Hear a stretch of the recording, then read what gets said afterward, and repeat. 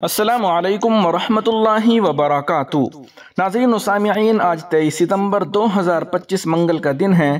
اس وقت کی تازہ ترین رپورٹیں لے کر آپ تمام حضرات کے بیچ حاضر ہوا ہوں۔ آپ سے درخواست ہے کہ اس ویڈیو کو مکمل دیکھیں اور اپنے تمام دوستوں احباب کے پاس اس ویڈیو کو شیئر فرمائیں اور اس چینل کو سبسکرائب ضرور کر لیجئے گا۔ چلیے پہلی رپورٹ شروع کرتے ہیں۔ سعودی عرب کے مفتی اعظم شیخ عبدالعزیز آل شیخ کا وصال۔ انا للہ و انا الیہ راجعون۔ آج عالم اسلام ایک عظیم روحانی و علمی شخصیت سے محروم ہو گیا۔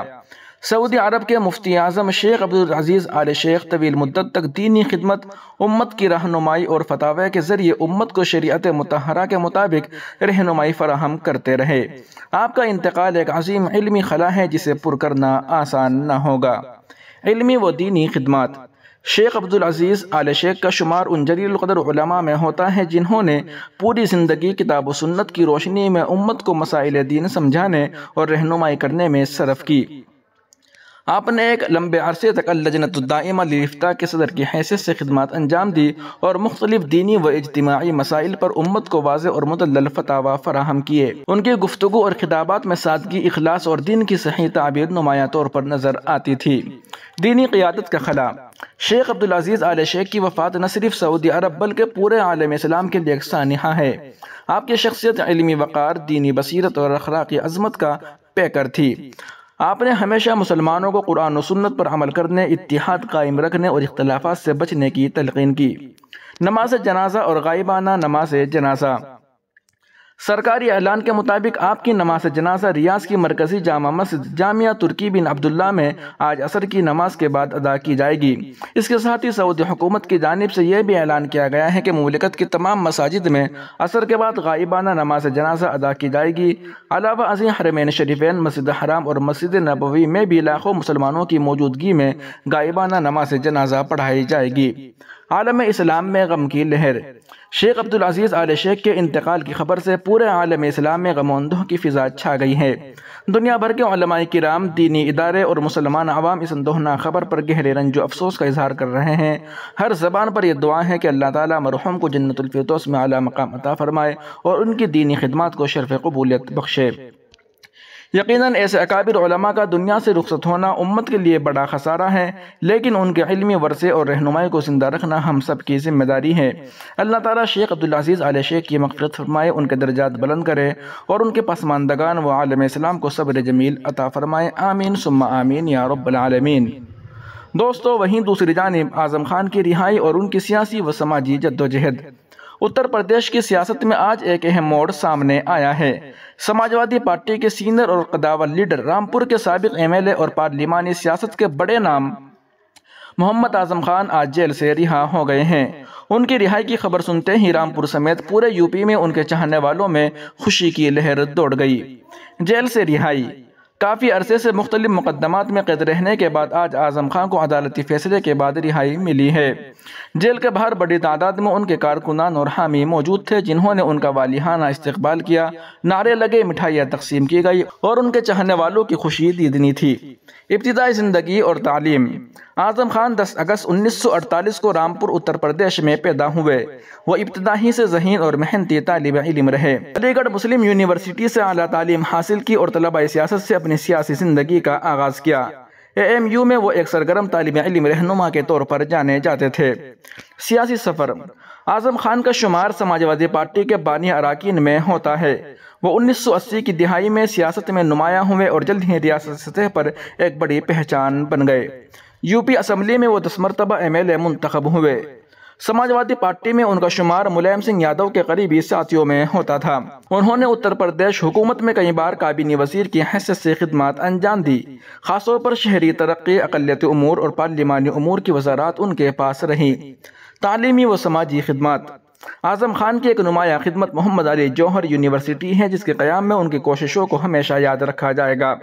رامپور میں اس عظیم تعلیمی ادارے کی بنیاد رکھ کر انہوں نے اعلیٰ تعلیم کے میدان میں نئی راہیں کھولی۔ اس یونیورسٹی کے قیام کو ان کی زندگی کا سب سے بڑا خواب کہا جا سکتا ہے۔ تنازعات اور آزمائشیں۔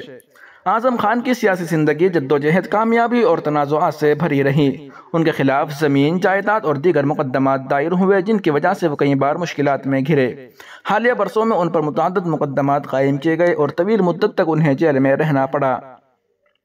تاہم ان کے چاہنے والے ہمیشہ انہیں ایک بے باک اور عوامی لیڈر کے طور پر یاد کرتے ہیں۔ عوامی مقبولیت۔ رامپور کے عوام کے دلوں میں اعظم خان کی مقبولیت آج بھی قائم ہے۔ وہ ایک طرف اپنی تیز تقریروں اور جارحانہ سیاست کے لیے جانے جاتے ہیں تو دوسری طرف اپنے حلقے کی تعمیر و ترقی کے لیے ان کے کاموں کو لوگ قدر کی نگاہ سے دیکھتے ہیں۔ اختتامی کلمات۔ اعظم خان کی جیل سے رہائی یقیناً ان کے اہل خانہ، پارٹی کارکنان اور حامیوں کے لیے ایک بڑی خوشی کا موقع ہے۔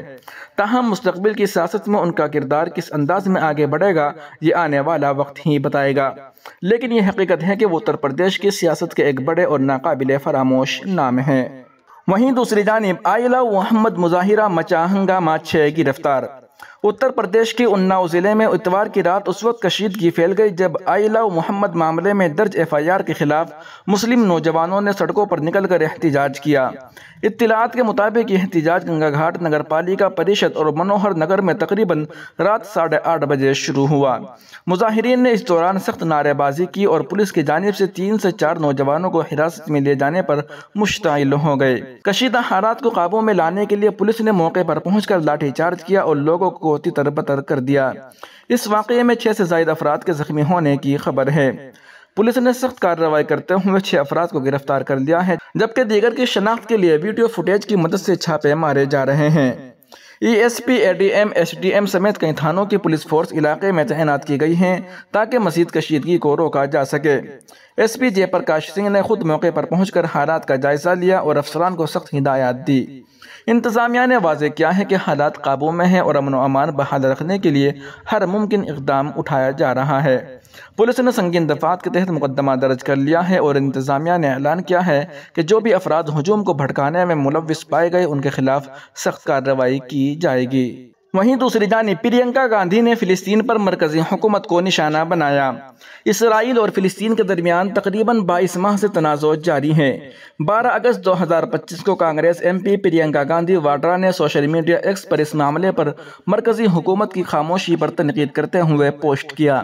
اتوار 21 ستمبر کو پرینکا نے ایک بار پھر فلسطین کے تئیں ہندوستان کی خارجہ پالیسی پر تنقید کرتے ہوئے اسے شرمناک اور اخلاقی جرأت کا فقدان قرار دیا۔ پرینکا نے سوشل میڈیا پر لکھا، ہندوستان دنیا کے پہلے ممالک میں شامل تھا جس نے نومبر 1988 میں فلسطین کو ایک قوم کے طور پر تسلیم کیا تھا۔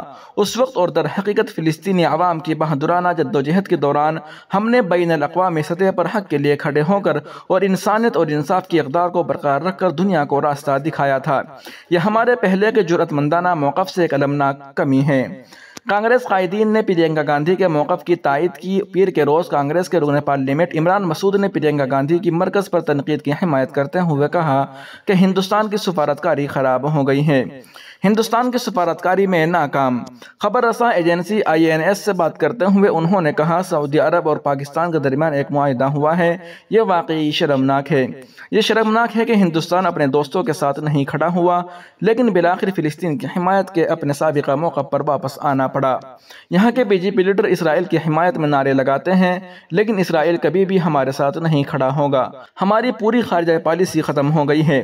کانگریس کے رکن پارلیمنٹ منوج کمار نے بھی پرینکا گاندھی کے بیان کا دفاع کیا اور مرکزی حکومت کی خاموشی پر سوال اٹھایا۔ انہوں نے کہا، حکومت کو جواب دینا چاہیے کہ ہم 20 ماہ تک خاموش کیوں رہے؟ جب پورا ملک فلسطین کی حمایت کر رہا تھا تو ہندوستان اتنے عرصے سے کیوں دور رہا؟ ہماری لیڈر پرینکا گاندھی نے ایک اہم مسئلہ اٹھایا ہے۔ کانگریس کے سینئر لیڈر راجت راج نے مزید الزام لگایا کہ عالمی سطح پر ہندوستان کی ساکھ ختم ہو گئی ہے۔ پرینکا گاندھی کی پوسٹ پر رد عمل ظاہر کرتے ہوئے انہوں نے کہا، ہندوستان کی خارجہ پالیسی اب تقریباً ختم ہو چکی ہے۔ انہوں نے کہا کہ پرینکا گاندھی کا بیان فلسطین پر ہندوستان کے بنیادی موقف کی عکاسی کرتا ہے۔ انہوں نے NDA حکومت پر ملک کے عالمی موقف کو کمزور کرنے کا الزام لگایا ہے۔ ناظرین و سامعین، ان اہم رپورٹوں کو آپ سن اور دیکھ رہے تھے محسن اسلام یوٹیوب چینل پر۔ تمام تازہ ترین اپڈیٹ حاصل کرنے کے لیے بھی ویڈیو کے نیچے سبسکرائب والے آپشن پر کلک کر کے اس چینل کو سبسکرائب ضرور کر لیجئے گا۔ السلام علیکم ورحمۃ اللہ وبرکاتہ۔